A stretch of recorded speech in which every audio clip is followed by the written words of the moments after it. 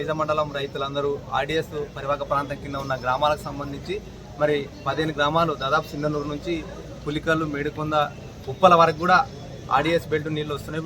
Distributor 12A నుంచి మరి ఈరోజు ప్రభుత్వాలు రైతులు ఆందోళన పడుతూ ఉంటే నీళ్లు రాక పంటలు ఎండిపోయి ఆత్మహత్యలు చేసుకునే పరిస్థితి ఉంటే మరి యంత్రాంగం జిల్లా యంత్రాంగం ఇక్కడ నిమ్మకు నీరెత్తినట్లు మరి రైతులు ఎక్కడన్నా పడి సావుకోకనే పరిస్థితిలో ఈ జిల్లా యంత్రాంగం ఉండడం దురదృష్టకరం.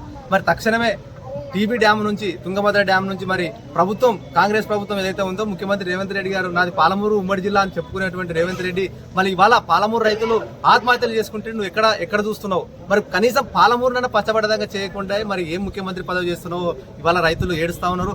ఆర్డీఎస్ అంటే ఒక చరిత్ర, నిజాం కాలం నుంచి కూడా ఆర్డీఎస్ ప్రాంతంలో దాదాపు ఆర్డీఎస్ పరివాహక ప్రాంతం 87,500 ఎకరాల భూమికి నీళ్లు ఇవ్వాల్సినటువంటి పరిస్థితి.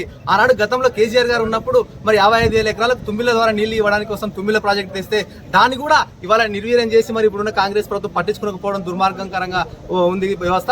మరి ఈ రైతులు ఇప్పుడు ఐజ మండలంకి సంబంధించినటువంటి రైతులు మొత్తం అన్ని గ్రామాలు 15 గ్రామాల రైతులు దాదాపు 20,000 ఎకరాల్లో పంట వేయడం జరిగింది. అదంతా ఎండిపోతుంది. మరి ఈ రకంగా నిమ్మకు నీరెత్తినట్టు ఉంటే ఎట్లా? ఖచ్చితంగా కలెక్టర్ గారు స్పందించి ప్రభుత్వానికి డిమాండ్ చేస్తా ఉన్నాం. అదేవిధంగా ఇంకొకటి ఏంటంటే మన జూపల్లి కృష్ణారావు గారు మరి కర్ణాటక ముఖ్యమంత్రి సిద్ధరామయ్య దగ్గరికి పోయి మరి వచ్చి పొంకనాలు కొట్టిండే తప్ప నేను నీళ్ళు వేస్తాను కేవలం 45 మంది ఎమ్మెల్యేలు ఎంట వేసుకొని పోయి మరి పోయినటువంటి జూపల్లి కృష్ణారావు గారు మరి రోజు ఆర్డీఎస్కి నీళ్ళు రాకపోతే ఎక్కడ ఉన్నాడు, ఏం చేస్తున్నాడు అనేది ఇవాళ మేము జోగులాంబ గద్వాల జిల్లా పక్షాన మరి రైతులందరూ కూడా డిమాండ్ చేస్తా ఉన్నారు. ఖచ్చితంగా మీరు పోయొచ్చింది కాక పోయి చేయడమే కాదు, ఖచ్చితంగా నీళ్ళు తేవాలి. తక్షణమే మళ్ళీ ఇప్పుడు ఒక 2 టీఎంసీలు నీళ్ళు ఇస్తే 100% రైతుల పంటలన్నీ బాగాయి పంటలు పండి వాళ్ళు ధాన్యం ఇంటికి వస్తుంది, వాళ్ళు హ్యాపీగా ఉంటారు. లేకపోతే ఆత్మహత్యలే శరణమని తెలియజేస్తాం. ఖచ్చితంగా కాంగ్రెస్ ప్రభుత్వం మేలుకొని రైతులకు మేలు చేయాలని డిమాండ్ చేస్తాం.